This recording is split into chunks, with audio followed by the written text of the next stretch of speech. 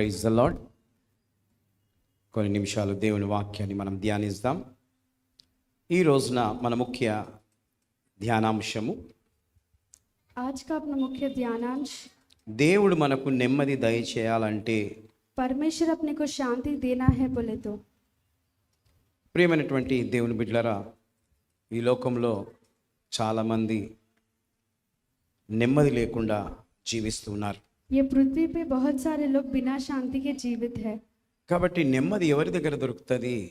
शांति किसके पास मिलता है? దేవునికి స్తోత్రం కలుగును గాక. దేవుడు మనకు నెమ్మదిని ఇవ్వాలంటే కొన్ని మాటలను బైబిల్ నుండి మనం విందాం. थोड़े शांति के वचन अपन पवित्र ग्रंथ से देखेंगे। రూతు గ్రంథం 1వ అధ్యాయం 9వ వచనం. Ruth 1st chapter 9th verse. మీలో ఒక్కొక్కతే పెండ్లి చేసుకొని తన ఇంట నెమ్మది నొందినట్లు యెహోవా దయచేయునుగాక అని వారితో చెప్పి వారిని ముద్దు పెట్టుకొనెను.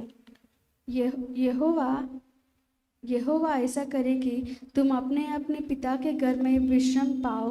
तब उसे उन्हें चूमा और वो चिल्ला चिल्ला कर रोने लगी। దేవునికి స్తోత్రం. దేవుని బిడ్డలారా, ఇక్కడ రూతు గ్రంథంలో ఇద్దరు కోడళ్ళను మనం చూస్తాం. ये रूत के ग्रंथ में अपन दोनों बहू को देख सकते हैं। అయితే వీళ్ళు రూతు ఇంకొక కోడలు, ఇరువురు వీరికి నయోమి అత్త. रूतु और उसकी बहू ओरपा, ये दोनों की बहू नयोमी थी। వాళ్ళు ఇరువురు అత్తెంబడి ఉంటారు. ये दोनों भी उसके मासी के घर रहते थे। ఇద్దరి భర్తలు చనిపోతారు. दोनों के पति मर जाते थे। అప్పుడు వాళ్ళు నెమ్మది లేకుండా వాళ్ళ హృదయంలో వాళ్ళు జీవిస్తూ ఉంటారు. तब ये दोनों लोगों को बिना शांति के जीवित रहते थे।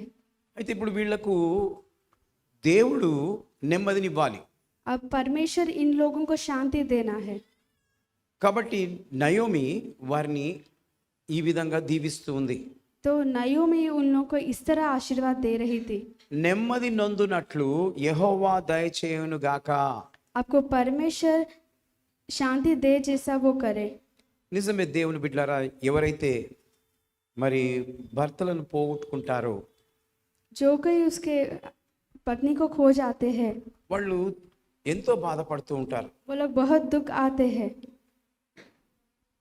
కొంతకాలము వారికి సంతోషాన్ని అనుగ్రహింపబడిన తర్వాత परमेश्वर लोगों को शांति देने के बाद ఆ భర్తలతో వారు విడిపోయినప్పుడు వారు ఎంతగానో బాధపడుతూ ఉంటారు. पति से वो लोग दूर हो जाने के बाद बहुत तकलीफ में जाते हैं। అయితే ఈ అత్తను వెంబడిస్తారు రూతు. जब ये सास लोगों को उसके पीछे चलते थे ये रूत लोग, ఇంకొక కోడలేమో అత్తను వదిలేస్తుంది. और एक बहू उसकी सास को छोड़ देती थी। తనను వెంబడిస్తున్న తన ఇద్దరు కోడళ్ళనైనా ఓర్పా, రూతు, వీరిలలో నయోమి ఈ మాట సెలవిస్తా ఉంది. उसके पीछे जाने वाले दो बहू रूत और ओरपा, ये सास रूत ने ये कही थी। ఓర్పానేమో అమ్మ వాళ్ళ ఇంటికి వెళ్ళిపోతుంది. ये ओरपा उसके माँ के घर लौट जाती है। ఈ యొక్క రూత్ ఏమో నయోమిని వెంబడిస్తుంది. लेकिन ये रूत नयोमी के पास ठहरती है। ఎప్పుడైతే నయోమిని వెంబడిస్తుందో जब ये नयोम के साथ रहती है, అత్త నయోమి అంటది రూత్తో, నువ్వు వెళ్ళిపో అమ్మా, మీ అమ్మోళ్ళ ఇంటికి వెళ్ళిపో, నువ్వు మళ్ళీ పెళ్లి చేసుకో, నీ సంసారం నువ్వు కొనసాగించు అని అంటుంది. उसकी सास नयोमी कहती है रूत से, आप आपके माता के घर में जाके आप शादी कर लो बोलकर। రూత్ అంటుంది, లేదు లేదు, నీ భర్త లేడు, నా భర్త లేడు. रूत कहती है तुम्हारी पति नहीं है और मेरे पति भी नहीं है। మనం ఇద్దరం ఒకే స్థలంలో ఉందాం. हम दोनों एक ही जगह में रहेंगे। నీ దేవుడే నా దేవుడు, तुम्हारा परमेश्वर ही मेरा परमेश्वर है, నువ్వు ఉండే స్థలమే నా స్థలం तू रहने जगह ही मैं ही रहती हूँ, అని ఈ యొక్క రూతు అత్తతో అంటుంది. बोल के ये रूत सास से कहती है। అత్త ఓకే అని చెప్పి రూతుని తీసుకొని వెళ్తుంది. जब सास उसकी बहू को लेके जाती है, కొన్ని రోజుల తర్వాత దేవుడు రూతు యొక్క జీవితాన్ని అద్భుతంగా మార్చేస్తాడు. थोड़े दिनों के बाद रूत के जीवित को परमेश्वर ने बदल देता है।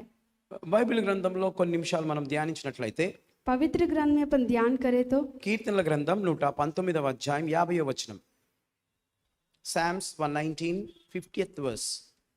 నీ వాక్యము నన్ను బ్రతికించి ఉన్నది, నా బాధలో ఇదే నాకు నెమ్మది కలిగించుచున్నది. मेरे दुख में मुझे शांति उसी से हुई है, क्योंकि तेरा वचन के द्वारा मैंने जीवन पाया गया है। Praise the Lord. దేవుని బిడ్డలారా చూడండి, నీ వాక్యము నన్ను బ్రతికించి ఉన్నది, నా బాధలో ఇదే నాకు నెమ్మది కలిగించుచున్నది. దేవుడు ఒక మనిషి బాధలో ఉన్నప్పుడు వాక్యము వారికి నెమ్మదిని అనుగ్రహిస్తుంది. एक मनुष्य दुख में है जब परमेश्वर का वचन उसको पहुंचाता है। నిజమే దేవుని బిడ్డలారా, వాక్యము ఏ విధంగా నెమ్మది అనుగ్రహిస్తుందో నేను మీకు తెలియజేస్తాను. किस तरह ये दुख को तकलीफ से छुटकारा देता मैं आपको बताऊंगा। దేవుని వాక్యము చెప్పడం వల్ల అనేకులు రక్షణ పొంది బాప్తిజము నా ద్వారా తీసుకున్నారు. परमेश्वर का वचन बोलने से बहुत सारे लोग बैप्टिज्म और रक्षणा मेरे से पाए हैं। అనగా వాళ్ళు రక్షింపబడ్డారు. वो लोग रक्षणा पा चुके हैं। దేంట్లో నుండి రక్షింపబడ్డారు? किसके द्वारा रक्षणा पाए हैं? వాళ్ళు నరకంలో పోయే బదులు వాళ్ళు మోక్షానికి రావడంలో రక్షింపబడ్డారు. वो नरक में जाने से वो स्वर्ग में गए तक वो हो गए हैं। అనగా పాపము నుండి యేసయ్య వాక్యము వారిని బ్రతికించింది. पाप से यीशु मसीह का वचन उसके पास आया है। మానవుడు పాపంలో ఉండి చనిపోతే मनुष्य पाप में रह के मर गए तो వాడు నరకానికి వెళ్ళిపోతాడు. वो लोग नरक में जाते हैं। బాధ అనేక రకాలుగా బాధిస్తూ ఉంటుంది. तकलीफ बहुत बीमारियों से वो आपको लेता है। ఎలా బాధిస్తుంది అని అంటే, वो किस तरह तकलीफ पहुंचाता है बोले కొంతమంది तो క్యాన్సర్ వస్తుంది. थोड़े लोगों को कैंसर आता है। క్యాన్సర్ వచ్చినప్పుడు వాళ్ళు సుఖంగా ఉండరు, వాళ్ళ ఇంటి వాళ్ళు. कैंसर आए जब वो लोग ठीक से नहीं रहते। ఎయిడ్స్ వచ్చింది, एड्स आया है, వాళ్ళ ఇంట్లో సుఖంగా ఉండరు. उनके घर में शांति नहीं रहता। హార్ట్ ప్రాబ్లం వచ్చింది, हार्ट प्रॉब्लम आया వాళ్ళ है, ఇంట్లో నెమ్మది ఉండదు. उसके घर में शांति नहीं रहता। పెరాల్ స్ట్రోక్ వచ్చింది, पैरालिसिस का स्ट्रोक आया है, వాళ్ళ ఇంట్లో నెమ్మది ఉండదు. उसके घर में शांति नहीं रहता। ఏ విధంగా ఈ రోగము అకస్మాత్తుగా వస్తుంది किस तरह ये बीमारी हठात से आ जाता है అని ఆలోచిస్తే बोल के सोचे तो మనం చెప్పలేం. अपन नहीं बोल सकते। నిన్నటి రోజున నేను బబిత వాళ్ళ ఇంటికి వెళ్ళినప్పుడు తను చెప్తూ ఉంది, భయ్యా हमारा जॉब कने ड्यूटी कने एक जना कपड़ा निकाल रहा, निकालते निकालते गिर गया, కింద పడిపోయిండు. బట్టలు తీస్తా ఉన్నాడు, కింద పడిపోయిండు. ఆయన చాలా మంచిగా ఉన్నాడు, ఆయనకి ఏ రోగం లేదు. కానీ అకస్మాత్తుగా కింద పడ్డాడు. కింద పడగానే వాళ్ళు వీళ్ళు వచ్చి లేపిండ్రు. లేపి అతనిని కూర్చునబెడితే నాలుక పని చేయడం లేదు, మాట్లాడతలేడంట. ఏమైందో ఏమో తెలియదు, మాటలు బంద్. దేవుని బిడ్డలారా, అకస్మాత్తుగా ఇలాంటి జరుగుతూ ఉంటాయి. अचानक से ये चीज होते हैं। అప్పుడు వాళ్ళకు నెమ్మది ఉంటుందా? जब वो लोगों को शांति ఆ रहता షాప్ क्या? వాళ్ళంతా కూడా పరేషాన్ అయిపోయినారు. वो सारे शॉप पूरा तकलीफ వాళ్ళ में आ गए। భార్య పిల్లలందరూ కూడా పరేషాన్ అయిపోయారు. उसकी पत्नी बच्चे भी तकलीफ में आए। అనగా దేవునికి స్తోత్రం. దేవుని బిడ్డలారా, ఇలాంటి అకస్మాత్తుగా బాధ కలిగినప్పుడు లేకపోతే నెమ్మది లేకుండా చేసేస్తూ ఉంటాయి. अचानक से तकलीफ आए जब बिना शांति अपन ठहर जाते हैं। అదే విధంగా అప్పు ఎవరికైనా కలిగితే కూడా అది తీర్చలేక బాధపడతా ఉంటారు. उसी तरह चुकाने में भी बहुत तकलीफ पाते हैं। వాళ్ళు నెమ్మది లేకుండా జీవిస్తూ ఉంటారు. बिना शांति के जीवित रहते हैं। కాబట్టి దేవునికి స్తోత్రం. అది కాకుండా నెమ్మది లేకుండా భయం అనే బాధ. बिना शांति में डर भी आ जाता है। కొంతమందికి భయం, थोड़े लोगों को डर భయం, डर భయం. डर రాత్రిళ్ళలో నడిస్తే భయం, रात में चले जब डर, బల్లిని చూస్తే భయం, ఎలుకను చూస్తే భయం. चूहा को देखकर डर। ఇవన్నీ కొన్ని వాటిని చూసి మనుషులు భయపడతారు. थोड़े चीज को देख కానీ के मनुष्य దేవుడు डरते हैं, వాటన్నిటి మీద అధికారం ఇచ్చాడు. लेकिन परमेश्वर उन सब में अधिकार दिया है। హల్లెలూయా. మీరు వాటిని ఏలుడి అని అన్నాడు. కానీ మనుషునికి తెలుసా क्या అవి मनुष्य మన को కింద पता है? భయపడతాయని? वो अपने వాటిని చూస్తే మనిషి భయపడతా ఉన్నాడు. उनको देख के मनुष्य डरते हैं। కాబట్టి దేవుడు ఇలా ఎన్నో మనిషికి బాధలు కలిగి నెమ్మది లేకుండా ఉండగా వాక్యము జాగ్రత్తగా వింటే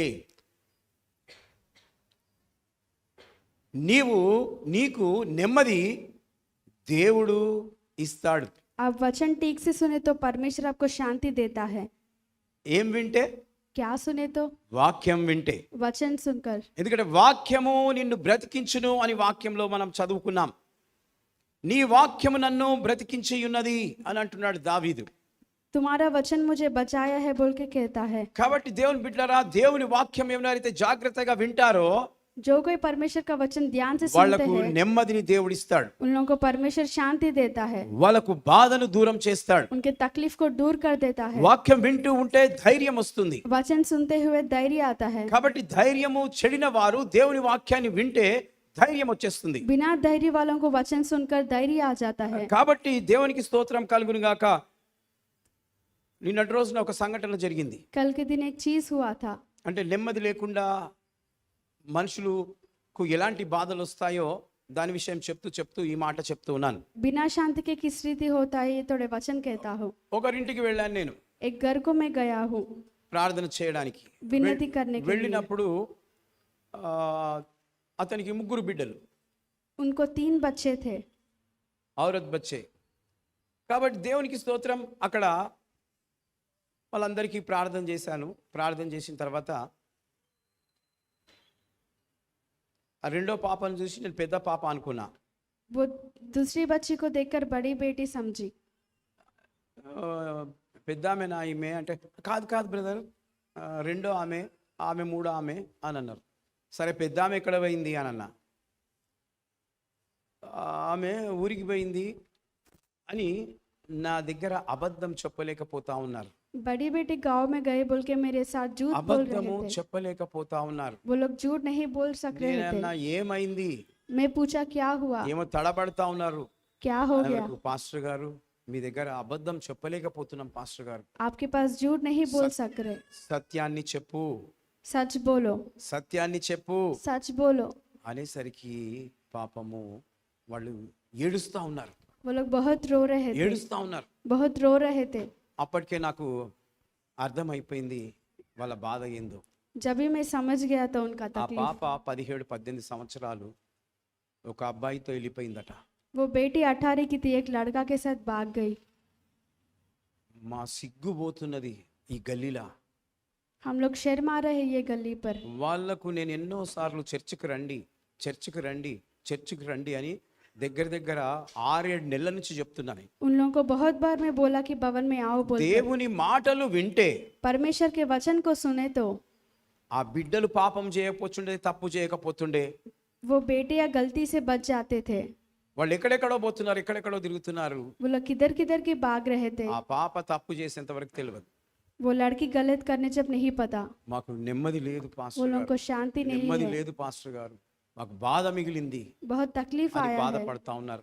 నిజమే దేవుని బిడ్డలారా, ఈ విధంగా ఎంతో మంది ఎందరో ఇట్లా తల్లిదండ్రులను బాధ పెడుతున్నారు.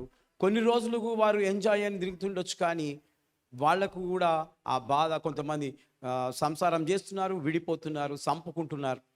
ఇవన్నీ కూడా చూస్తూ ఉన్నాం. ఎందుకు ఇలాంటి పొరపాట్లు చేయాలి? क्यों इस तरह गलती करना? ఇలాంటి చేసి వాళ్లకు నెమ్మది లేదు, వాళ్లకు సంతోషం లేదు, తల్లిదండ్రులకు సంతోషం లేదు. ऐसा करके उनको शांति नहीं, माता पिता को शांति नहीं। నాకు అప్పుడు అర్థమైంది, వీళ్ళలో వాక్యం లేదు, जब मैं समझा इनमें वचन नहीं है बोलकर, వీళ్ళకు దేవుని భయం లేదు, इनमें परमेश्वर का भय नहीं है बोलकर, సైతాను వారి లోపల దూరిపోయాడు. शैतान उसके अंदर प्रवेशित हुआ। వారికి భయం లేకుండా ఆ పిల్లలు ఆ విధంగా విచ్చలవిడిగా తిరుగుతూ ఉన్నారు. बिना डर के वो बच्चे ऐसे कर रहे थे। కాబట్టి దేవునికి స్తోత్రం. దేవుని బిడ్డారా, దేవుని యొక్క భయం లేకుండా, దేవుని యొక్క మరి వాళ్ళకు నెమ్మది లేకుండా మరి జీవిస్తూ ఉన్నారు. वो लोग परमेश्वर का बिना भय से वो लोग जीवित थे। అదే విధంగా మనిషి ఇంట్లోకి వెళ్ళి తప్పిపోతే బాధపడుతూ ఉంటారు. मनुष्य घर में से गया जब तकलीफ आता है। ఇది సనత్ నగర్ దాటిన తర్వాత నాకు ఫోన్ ఒకళ్ళు చేసిండ్రు. सनत नगर पे पहुंचाने के बाद मुझे एक कॉल आया था। పాస్టర్ గారు మా అమ్మాయి ఇంట్లోకి వెళ్ళిపోయింది పాస్టర్ గారు. मेरी लड़की घर से निकल गई। నేనన్నా ఎప్పుడు పోయింది? मैं पूछा कब गई? 10 గంటలకు రాత్రి. 10 बजे रात को। ఎటు పోయింది ఏమో తెలియదు. किधर गई हो उनको नहीं पता। మీరు ప్రార్థన చేయండి పాస్టర్ గారు. आप प्रार्थना करो पास्टर। ఎట్లాంటి ప్రార్థనలు వస్తాయమ్మా నాకు, ఇట్లాంటివి చేయమని చెప్పి ఫోన్ చేసిండ్రు. సరే నేను ప్రార్థన చేసిన. ఆ పిల్ల పేరు వర్షిణి. ప్రార్థన చేసిన తర్వాత ఆ పిల్ల 11 o'clockకి ఆ బ్రిడ్జ్ దగ్గర కనిపించింది. బ్రిడ్జ్ దగ్గరికి వెళ్ళి మళ్ళీ ఒక 12 o'clockకి కరీంనగర్ దగ్గరికి కనిపించింది. అమ్మాయే, ఆమెకు నైట్లో ఆ బస్సులు ఎట్లా ఎక్కుతుంది, ఏం సంగతి, ఎంత ధైర్యము, అక్కడికి వెళ్ళిపోయింది. ఇక ఫొటోస్ చాలే, కూసో రూబెన్. ఇక అక్కడ కనిపించింది. నేనన్నా మీరు ఎట్లా చూసిరంటే సీసీ కెమెరాలో చూసినాం. 10:30కి ఇక్కడ వచ్చింది ఇంట్లోకి వెళ్ళి, ఇక్కడికి వెళ్ళి 12 గంటలకు కరీంనగర్కి వెళ్ళిపోయింది. దేవునికి స్తోత్రం. నేనైతే ప్రార్థన చేసిన, ఏం పాపం చేయకుండా తిరిగి ఇంటికి నడిపించు ప్రభువా అని. మరి దొరికిందో దొరకలేదో నాకైతే తెలియదు. దేవునికైతే నేనైతే చెప్పిన. దేవుని బిడ్డలారా, ఇలాంటి సంఘటనలు జరుగుతూ ఉన్నాయి. కొంతమంది బాధ ఎలా తెచ్చుకుంటారంటే ఎగ్జామ్ సరిగా రాయరు, ఫెయిల్ అవుతారు, ఇక బాధపడతా ఉంటారు. ఇక కొంతమంది ట్యాంక్ బంగ్లా దిగుతారు. ఈ విధంగా చాలా సంఘటనలు జరుగుతూ ఉన్నాయి. కనుక ప్రియమైనటువంటి దేవుని బిడ్డలారా, దేవుడు ఈ రోజున ఈ యొక్క మాటలు ఎందుకు తెలియజేస్తున్నాడనంటే, మొట్టమొదటిగా మనము వాక్యాన్ని ఆశ్రయించాలి. पहला अपन वचन पे आदर रखना चाहिए। నేను వాక్యం చెప్పేటప్పుడు జాగ్రత్తగా వినాలి. मैं वचन बोले तो ध्यान से सुनना चाहिए। ఎప్పుడైతే వాక్యాన్ని జాగ్రత్తగా మనం వింటామో, जब अपन वचन को ध्यान से ఆ सुनते हैं, వాక్యము మన బాధలో నుండి నెమ్మదిని కలగజేస్తుంది. वो वचन तकलीफ से शांति देता है। నిజమే, దేవునికి స్తోత్రం. ఎన్నో కుటుంబాలు నెమ్మది లేకుండా, శాంతి లేకుండా, సమాధానం లేకుండా, తండ్రులను పోడగొట్టుకొని, తల్లులను పోడగొట్టుకొని జీవిస్తున్నారు. बहुत सारी परिवार बिना शांति के माता पिता को खो के जीवित है। ఈ రోజున ఈ మాటలు నేను చెప్తూ ఉన్నాను. మీకు నెమ్మది కావాలంటే దేవుని వాక్యాన్ని చదవండి, బైబిల్ చదవండి. आपको शांति होना तो पवित्र ग्रंथ को पढ़ो। దేవుడు మీకు నెమ్మదిని అనుగ్రహిస్తాడు. वो आपको शांति देता है। రెండవది 1 Timothy 2nd chapter 1st verse. 1 Timothy 2వ అధ్యాయం 1వ వచనం. మనము సంపూర్ణ భక్తియు మాన్యతయు కలిగి నెమ్మదిగాను సుఖముగాను బ్రతుకు నిమిత్తము అన్నిటికంటే ముఖ్యముగా అందరి కొరకును చాలు. अब मैं सबसे पहले यह अनुग्रह करता हूँ कि विनती और प्रदान के निवेदन और धन्यवाद सब मनुष्य के लिए किया गया है। Praise the Lord. దేవుని బిడ్డలారా, మనము సంపూర్ణ భక్తియు మాన్యతయు కలిగి, చూడండి, భక్తి కూడా 2 రకాలు ఉన్నాయి. भक्ति भी 2 तरह के है। పైన భక్తి చేస్తారు, ऊपर ऊपर के भक्ति करते हैं, అది పనికిరాని భక్తి. वो काम नहीं आता। మనుషులు చూస్తేనేమో అబ్బా ఏం భక్తి ఉందిరా బాబు ఈయన దగ్గర అని అనుకుంటారు. मनुष्य देखे तो क्या भक्ति है बोल के वो सोचते हैं। సంపూర్ణ భక్తి వేరు. संपूर्ण का भक्ति अलग है। చందమామ కట్టుంటే ఒక తీరు ఉంటుంది, ఫుల్ ఉంటే ఒక తీరు ఉంటుంది. ఫుల్ ఉంటే ఎక్కువ వెలుగు ఉంటుంది, కట్టుంటే తక్కువ వెలుగు ఉంటుంది. కాబట్టి దేవునికి స్తోత్రం. బైబిల్ అంటుంది సంపూర్ణ భక్తి. भरपूरी का भक्ति कहता है। మనిషి అనేవాడు సంపూర్ణ భక్తి కలిగి జీవించాలి. मनुष्य भरपूरी का भक्ति से जीवित సగం रहना సగం चाहिए। జీవించొద్దు. आधा आधा जीवित नहीं रहना। సగం సగం ఎవరు జీవిస్తారంటే వాక్యము కొంచెం వింటారు, కొద్దిగా వినరు. आधा आधा करने वाले वचन थोड़े सुनते नहीं అది हैं। సగం భక్తి. वो आधा का भक्ति है। వాక్యం వింటే జాగ్రత్తగా దేవుడు నాతో మాట్లాడాలి, దేవుడు ఏం మాట్లాడతాడో నేను వినాలి అని సంపూర్ణ భక్తి కలిగిన వారు ఆ విధంగా వింటారు. वचन सुने तो परमेश्वर मुझसे क्या बात करते हैं बोल के ध्यान से पढ़ना चाहिए। ఆ విధంగా సంపూర్ణంగా వింటే వాళ్ళకు నెమ్మదిని దేవుడు ఇస్తాడు. वो संपूर्ण भक्ति से परमेश्वर शांति उनको సుఖముగాను देता है। బ్రతుకు నిమిత్తము అన్నిటికంటే ముఖ్యమైనది మనుషులందరి కొరకు ప్రార్థన చేయాలి. చూడండి, సుఖముగా ఉండాలంటే మనము దేవుని వాక్యాన్ని జాగ్రత్తగా వింటే మనకు సుఖాన్ని దేవుడిస్తాడు, అనగా నెమ్మదినిస్తాడు. सुख चाहे बोल तो परमेश्वर के वचन ध्यान से सुनना चाहिए।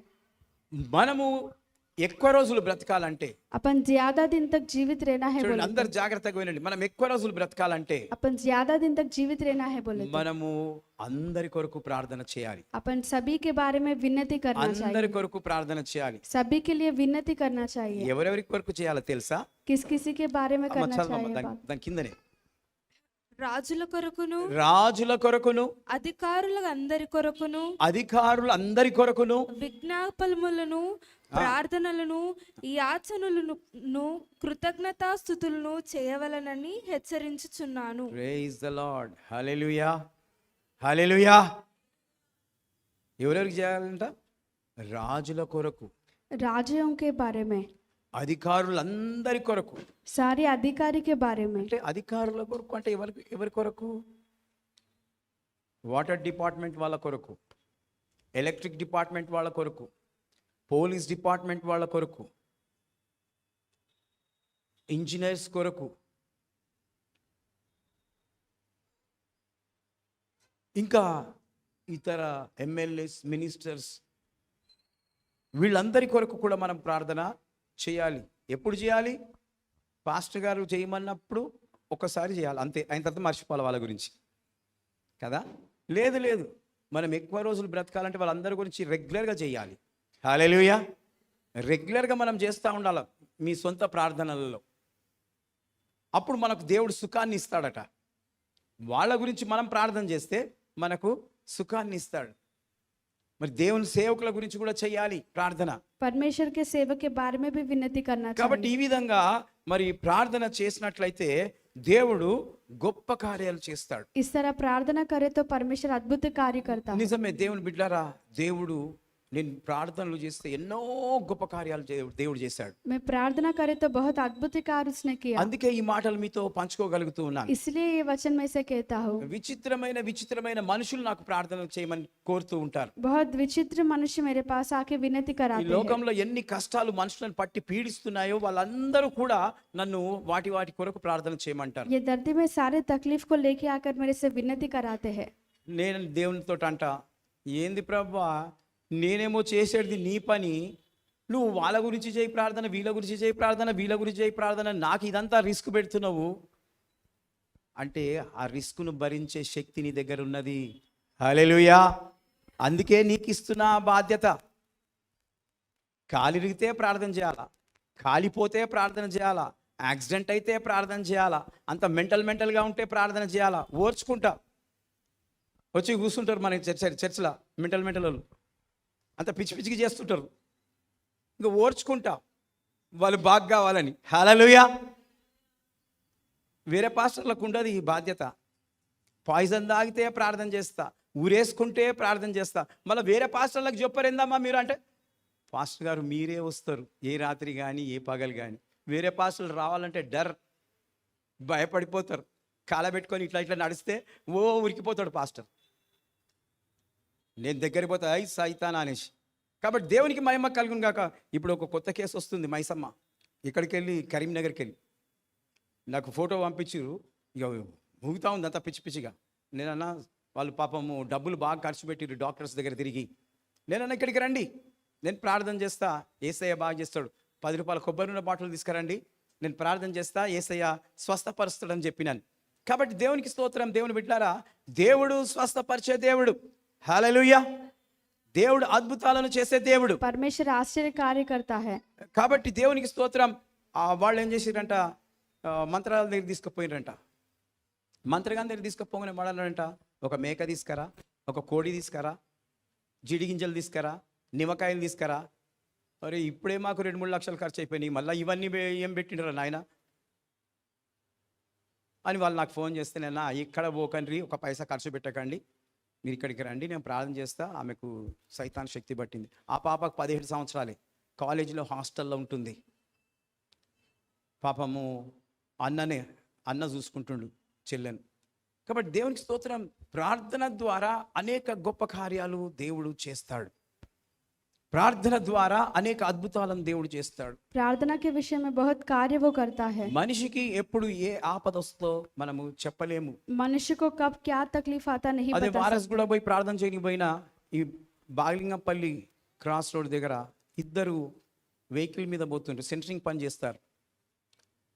పాపము మార్నింగ్ 7 o'clock వెళ్తూ ఉంటే వేగంగా అక్కడికి వెళ్ళి ఒక ట్రాలీ వచ్చింది, కొట్టేసి వెళ్ళిపోయింది. ఆయన ఈ బండి మీద ఇద్దరు కూర్చున్నారు, నడిపేటైనకి ఏం కాలేదు, వెనక కూర్చున్నానికి అయింది. ఎగిరి అంత దూరం పడ్డాడంట, సౌండ్ బాక్స్ దగ్గర పడ్డాడు, రాయి మీద పడ్డాడు. మొత్తం ఇట్లా చితికిపోయి అప్పటిదప్పుడు తను చనిపోయాడు. భార్య, 2 పిల్లలు ఉన్నారు. దేవుని బిడ్డలారా, ఎంత ఘోరమైన సంఘటనలు జరుగుతూ ఉన్నాయి ఈ ప్రపంచంలో. నీవు బ్రతికున్నావంటే దేవుని కృప నీ మీద ఉన్నది. హల్లెలూయా. దేవుని కృప నీ మీద ఉంది కాబట్టి నీవు బయటికి వెళ్ళినా నీకేమైతే లేదు, లోపలికి వచ్చినా ఏమైతే లేదు. అందుకే దేవుని యందు భయభక్తులు కలిగి దేవుని ఆరాధనకు రావాలి. అప్పుడు దేవుని వాక్యం మీతో మాట్లాడుతూ ఉంటది. परमेश्वर से डर के भवन में आना चाहिए। जब वचन దేవుని आपसे बात వాక్యము करता है, మాట్లాడుతుంది, మీకు ధైర్యం వస్తుంది, విశ్వాసం వస్తుంది, మీ కుటుంబాలను మీరు రక్షించుకోగలుగుతారు. वचन आपसे बात करता है, आपके परिवार को आप बचा सकते हो। కాబట్టి దేవుని బిడ్డలారా, రెండవదిగా మనము ప్రార్థనను ఆశ్రయించాలి. दूसरा वाला अपन प्रार्थना को आश्रय करना चाहिए। మూడవది కీర్తనల గ్రంథం 25వ అధ్యాయం 11వ వచనం 13వ వచనం. Psalms 25 11th verse and 13th verse. యెహోవా, నా పాపము బహుఘోరమైనది, నీ నామమును బట్టి దానిని క్షమింపుము. యెహోవా యందు భయభక్తులు గలవాడెవడో వాడు కోరుకొనవలసిన మార్గమును ఆయన వానికి బోధించును. Praise the Lord. हे यहोवा, अपने नाम के निमित्त मेरे धर्म को जो बहुत है वो माफ कर। वह कौन जो यहोवा का भय मानता है? यहोवा उसने उसी मार्ग का विश्वास और प्रसन्न हुए चला गया है। దేవునికి మహిమ కలుగును గాక. యెహోవా, నా పాపము బహుఘోరమైనది, నీ నామమును బట్టి దాన్ని క్షమించుము. దావీదు ప్రార్థన చేస్తా ఉన్నాడు. दाऊद ने विनती कर रहा था, నా పాపము బహుఘోరమైనది అని అనుకుంటున్నాడు. मेरा पाप बहुत अधिक है बोलकर। నిజమే దేవుని బిడ్డలారా, మనుషులు చేస్తున్న పాపము బహుఘోరమైందని వాక్యం చెప్తూ ఉంది. मनुष्य जो पाप करते हैं वो भयानक है నీ बोल के वचन నామమును कहता है। బట్టి దానిని క్షమించుము. आपके नाम के अनुसार उसको माफी कर दो। దేవుడు ఈ మాట సెలవిస్తూ ఉన్నాడు. బైబిల్లో పాపము చేసిన స్త్రీ మనకు కనబడుతుంది కొత్త నిబంధన గ్రంథంలో. बाइबल में पाप करे सो स्त्री अपन देख सकते हैं नया निबंधन में। మోషే ధర్మశాస్త్ర ప్రకారము मोशे के निबंधन के प्रकार ఏ స్త్రీ అయినా పాపం చేస్తే कोई तो भी स्त्री पाप करे तो ఆమెను రాళ్లతో కొట్టి చంపాలి उसको पत्थर से लेकर मारना चाहिए అని ఆ ధర్మశాస్త్రంలో రాయబడింది. बोल के इसके शास्त्र में थे। ఆ విధంగా ఏ స్త్రీ పాపం చేసినా రాళ్లతో కొట్టి చంపేవారు. उस तरह कोई स्त्री भी पाप करे तो पत्थर से मारते थे। ఏ పురుషుడు పాపం చేసినా రాళ్లతో కొట్టి చంపేవారు. कोई पुरुष पाप करे तो भी पत्थर से मार के मरा देते थे। సరే, ఇది యేసు ప్రభు కాలం, కొత్త నిబంధన కాలం. ये नया निबंधन का है। కాబట్టి వాళ్ళు పాత నిబంధననే యూదులు పాటిస్తూ ఉన్నారు. वो लोग पुराने निबंधन को ये आचार चल रहे थे। ఒక స్త్రీ పాపం చేస్తూ పట్టబడింది. एक स्त्री पाप करते हुए पकड़ गई। అప్పుడు యేసు ప్రభుల వారి దగ్గరికి తీసుకొస్తారు. जब यीशु मसीह के पास लेके आते ఆ हैं, స్త్రీని మధ్యలో నిలబెడతారు. वो स्त्री को बीच में खड़ाते हैं। చుట్టుముట్టు యూదులందరూ రాళ్లు పట్టుకొని నిలబడతారు. चारों ओर यूदया पत्थर लेके खड़ते हैं। అయ్యా, మోషే ధర్మశాస్త్ర ప్రకారము मोशे शास्त्र के अनुसार యేసు ప్రభువా, यीशु मसीह ఈ స్త్రీని రాళ్లతో మేము కొట్టి చంపాలి, ये स्त्री को पत्थर से लेके मारते हैं। నువ్వేమంటావు చెప్పు. आप क्या बोलते हैं बोलो। నీ దగ్గర పాపం లేదు, आप में पाप नहीं है, నువ్వు నీతిమంతుడు అని పేరు కాంచినావు, नीतिमन है बोल के नाम है, కాబట్టి ఈమెను మేమేం చేయాలి? इसको मैं क्या करे? మోషే ధర్మశాస్త్రం చెప్తుంది రాళ్లతో కొట్టి చంపాలని. मोशे के शास्त्र कहते हैं कि पत्थर से मारो ఇప్పుడు बोल। నువ్వేం చేయాలంటావు అన్నప్పుడు యేసు ప్రభు అంటాడు, మీలో పాపము చెయ్యని వాడు రాయిని వెయ్యండి అని అంటాడు. जब यीशु मसीह कहता है आप में पाप कोई नहीं किया पत्थर మీలో से मारो, పాపం చెయ్యని వాడు రాయిని విసరండి అని అంటాడు. आप में कोई पाप नहीं किए वो पत्थर से मारो बोलकर, అప్పుడు అక్కడున్న మనుషులందరూ కూడా పాపం చేసిన వారే. सारे मनुष्य भी पाप का रेसो है। యేసు ప్రభువు మాటని కింద రాస్తూ ఉంటాడు. यीशु मसीह वो वचन कह के लिखते हैं, వాళ్ళందరూ భయపడిపోతారు. वो सभी लोग डर जाते हैं, ఓయేమో మా పేర్లు రాస్తున్నాడేమో, हमारा नाम लिखते हैं बोलकर, మేమందరం పాపం చేసిన వారమని పేరు రాస్తున్నాడేమో, हम सारे पाप है बोल के नाम लिख మేము रहे शायद। రాళ్లతో ఆమెను కొట్టము, हम पत्थर से नहीं ఆ मारते రాళ్లను हैं, మేము పడేస్తాం वो पत्थर को అని गिरा చెప్పి देते हैं పడేసి ఒకళ్ళెంబడి ఒకళ్ళందరూ వెళ్ళిపోతారు. बोल के एक के पीछे एक चले जाते हैं।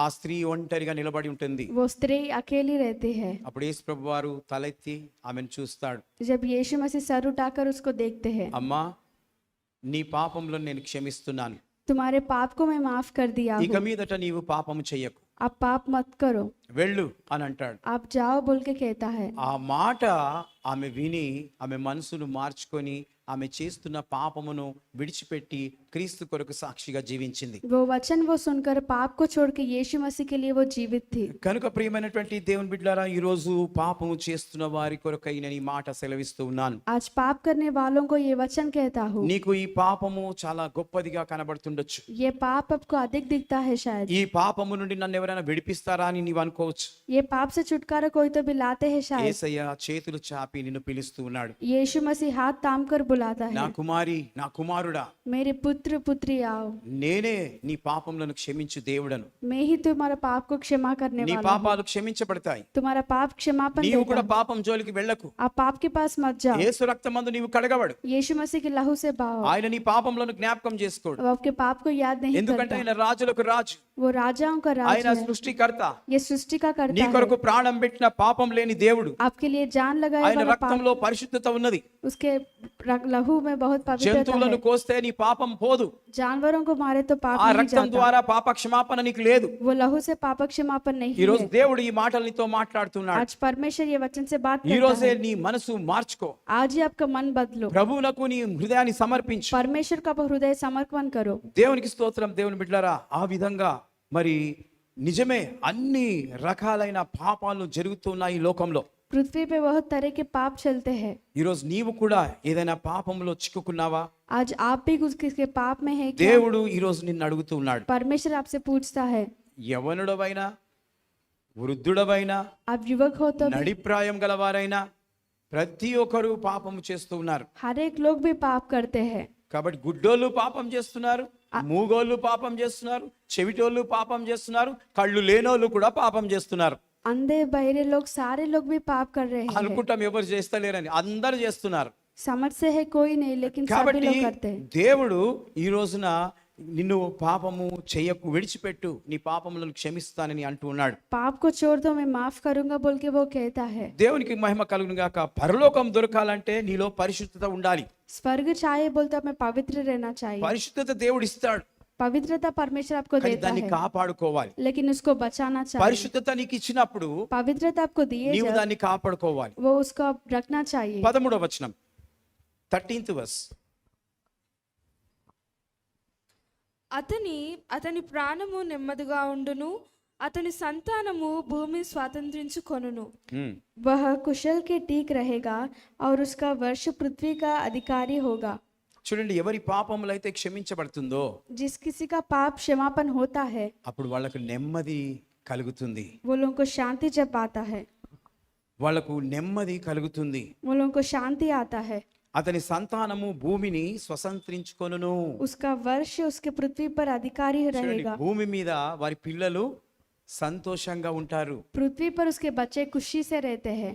ఎందుకు అనంటే మరి వారి పాపము క్షమించబడింది గనక. क्यों बोले तो उसके पाप को माफी आ गया है। కాబట్టి దేవుని బిడ్డలారా, ఈ రోజు పాపము నీది క్షమించబడకపోతే, आज आपके पाप को क्षमापन नहीं आए तो, నీవు నెమ్మది లేకుండా జీవిస్తే, आप बिना शांति के जीवित है तो, ఆ యెహోవా దేవుడు నీకు సహాయం చేస్తాడు. वो यहोवा आपको सहायता करेगा, ఆయన నెమ్మదిని నీకు ఇస్తాడు. वो आपको शांति देता है। ఆయన యొద్దకు రా, उसके पास आओ, ఆయన నీ బాధను దూరపరిచి నెమ్మదినిస్తాడు. वो आपको तकलीफ को दूर करके शांति देता है। మూడవదిగా మనము పరిశుద్ధతను ఆశ్రయించాలి. तीसरा वाला परिशुद्धता को आश्रय करना चाहिए। 3 మాటలను మనం ధ్యానించాం. 3 वचन को ध्यान करें। ఒకటి, पहला वाला మనము వాక్యమును ఆశ్రయించాలి. अपन वचन को आश्रय करना चाहिए। రెండవది, दूसरा वाला మనము ప్రార్థనను ఆశ్రయించాలి. अपन प्रार्थना को आश्रय करना चाहिए। మూడవది, तीसरा वाला మనము పరిశుద్ధతను ఆశ్రయించాలి. अपन पवित्रता को आश्रय నా करना ప్రియ चाहिए। సంగమా, ये प्यारे నేడు पवन, నీవు ఎదుర్కొంటున్న అనేకమైన కష్ట పరిస్థితులను బట్టి నెమ్మది లేని జీవితమును జీవిస్తున్నావేమో. आज आपके सारे तकलीफों से बिना शांति का जीवित आप जीवन है। కాబట్టి ఎంత సంపాదించినా, कितना संपादन करने के बाद भी 20,000 సంపాదించినా, 20,000 संपादन करने के बाद 25,000 సంపాదించినా, 25,000 30,000 సంపాదించినా, 30,000 50,000 సంపాదించినా, ₹1,00,000 సంపాదించినా लाख रुपए, కొంతమందికి నెమ్మదే లేదు. थोड़े लोगों को शांति नहीं है। ఇంత సంపాదించినాక కూడా నెమ్మది లేకపోవడము ఎంత బాధకరం. इतना कमाने के बाद भी बिना शांति के है। ఆ నెమ్మదిని దయచేయాలంటే वो शांति आना है बोले तो నువ్వు ఆ యేసయ్యను ఆశ్రయించాలి. आप परमेश्वर का आश्रय करो।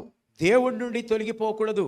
परमेश्वर से नहीं टलना चाहिए। నీ హృదయమునందు, నీ కుటుంబమునందు గొప్ప నెమ్మదిని దేవుడు అనుగ్రహిస్తాడు. आपके हृदय और परिवार से परमेश्वर शांति నిజమే, देता దేవుని है। బిడ్డలారా, ఈ లోకంలో చాలా మంది మరి ఆ విధంగా జీవిస్తున్నారు. కాబట్టి ఈరోజు దేవుడు ఈ మాటలను మీకు తెలియజేస్తూ ఉన్నాడు.